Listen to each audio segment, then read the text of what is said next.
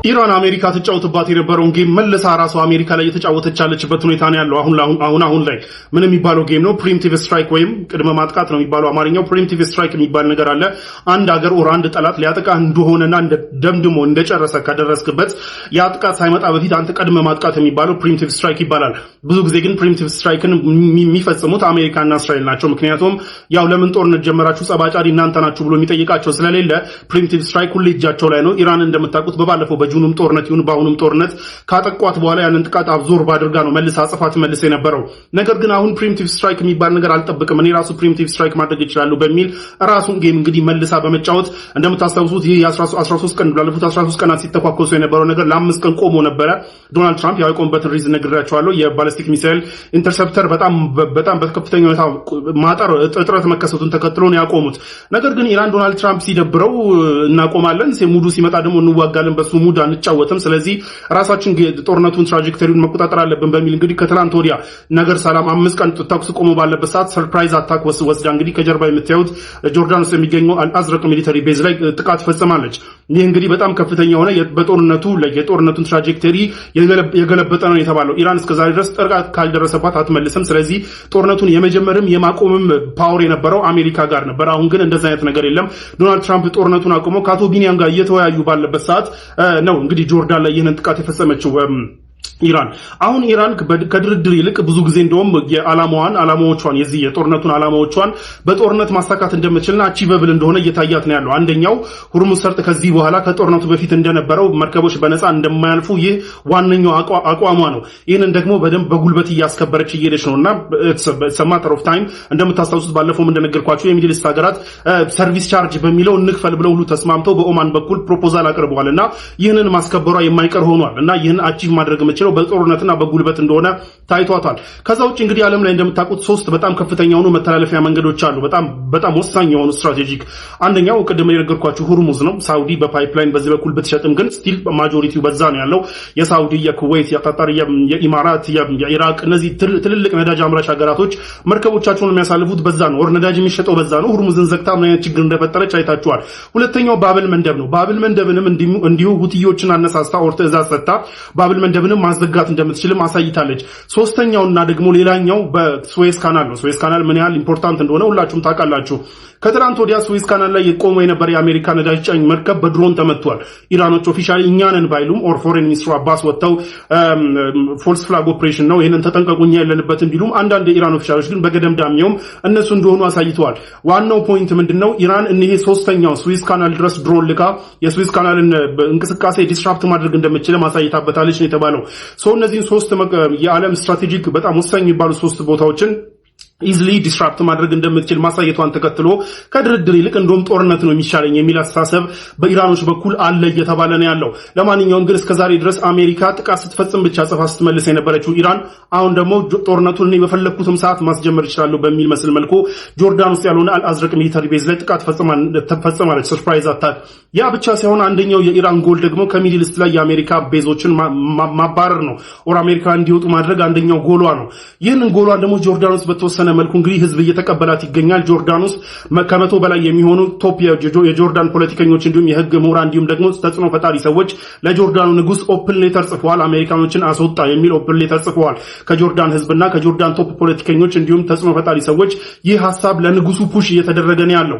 ምክንያቱም እንደምክንያት ያነሱት ኢራን በምትተኩሳቸው ባሊስቲክ ሚሳይሎች ኢንተርሰፕት ቢደረጉ እንኳን ዴብሪጅ ላይክ ፍርስራሽ ወር ምንድነው ፍንጣሪው እየወረደ ጉዳት እያደረሰ ነው ህዝብ ላይ። ከዛው ደግሞ ሀገራችንን የማንፈልገው ጦርነት ውስጥ ጎትቶ ሊያስገባብን ነውና አሜሪካኖችን አስወጣ ከዚህ የሚል ከፍተኛ ጫና የጆርዳኑ ንጉስ ላይ እየደረሰ ነው ያለው።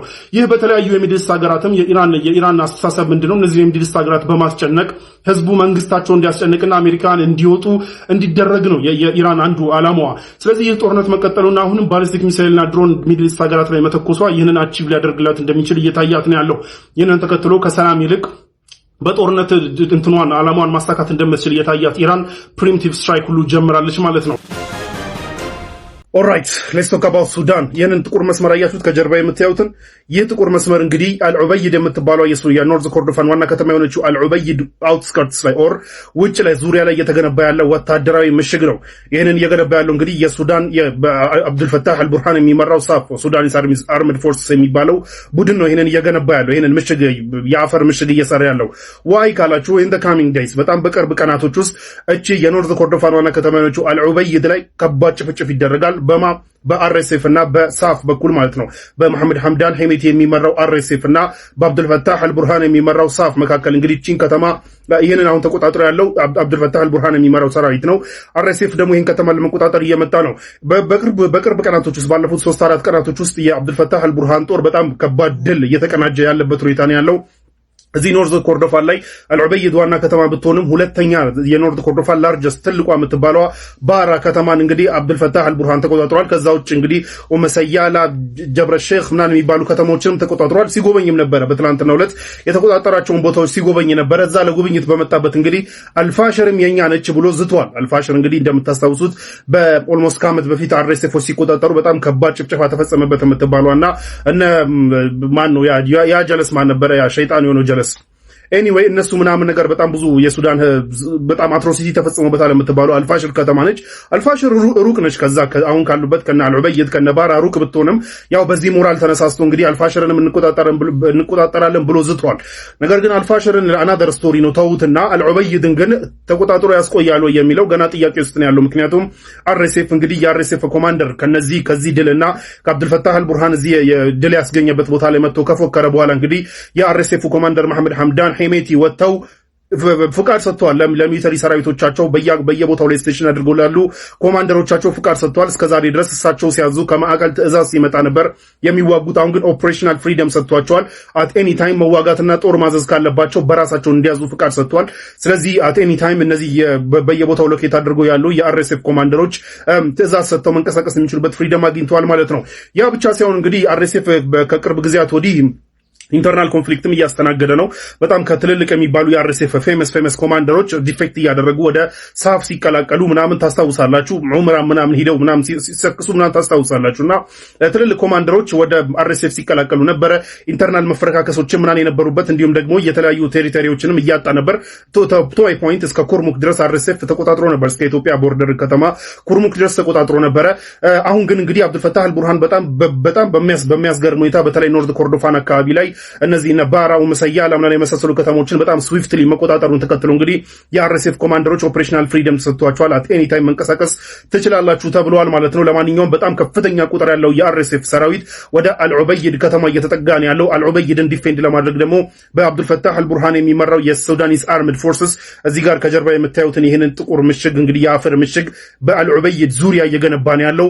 በጣም ኢን ዘ ካሚንግ ዴይስ በጣም በቅርብ ቀናት እንግዲህ ምናልባትም ዛሬም ሊሆን ይችላል ብቻ በቅርብ ቀናት አልዑበይድን ለመቆጣጠርና በአብዱልፈታህ አልቡርሃን በኩል ደግሞ አልዑበይድን ላለማስወሰድ ከባድ ውጊያ ይደረጋል ማለት ነው። አልዑበይድ ባይ ዘ ዌይ ከዚህ በፊት ሌላ ቦታዎች ሲደረጉ የነበሩ ጦርነቶች ያመጧቸው ስደተኞች በጣም በብዛት የሚቀመጡበት ነው አልዑበይድ የሚባለው ከተማ። እዚህ ጋር የምታዩት ማፕ ለምሳሌ ይህ የምታዩት አንዱ የስደተኛ ጣቢያ ነው አልዑበይድ ላይ የሚገኝ በጣም በብዙ መቶ ሺዎች ስደተኞች የያዘ ካምፕ ነው። ይህ ደግሞ ከዚህ በታች የምታዩት ደግሞ በአራት ማዕዘን በነጭ አራት ማዕዘን ደግሞ ያሉት ሼዶች ኦር ያሉት ድንኳኖች ደግሞ ከኤፕሪል ወደዚህ የተሰሩ ናቸውና በጣም በከፍተኛ ቁጥር ሰው ወደዛ እየመጣ ያለበትና አልዑበይድ ራሷ ከአቅሟ በላይ ህዝብ የምታስተናግድ ስደተኛ የምታስተናግድ ከተማ ነች። ይህ ሁሉ እንግዲህ የአርኤስኤፍንም የሳፍንም ጥቃት ብቻ ጦርነት ሸሽቶ የሚመጣ ነው። ያው ጦርነት ደግሞ ተከትሏቸው መጥቶ እንግዲህ አሁን አልዑበይድን ለመቆጣጠር በቅርብ ቀናት ጦርነት ይካሄዳል ተብሎ ይጠበቃል። አዲስ ነገር ሲኖር አሳውቃቸዋል።